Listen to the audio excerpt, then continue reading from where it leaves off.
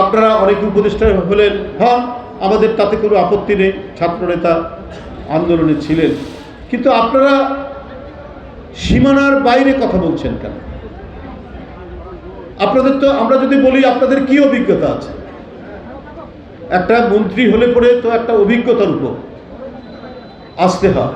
আপনার একটা পানের দোকান চালানোর কি অভিজ্ঞতা আছে?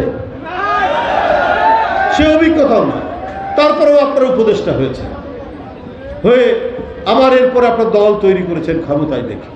এই যে অন্তর্বর্তীকালীন সরকার ডক্টর ইউনূস সাহেবের আমরা প্রত্যেকেই সমর্থন করেছি। ওই যে 2 জন তরুণ ছাত্রনেতা, পরবর্তীতে 3 জন হয়েছিল, আবার একজন পদত্যাগ করে দল গঠন করেছেন, এগুলোকেও আমরা কিছু মনে করি না।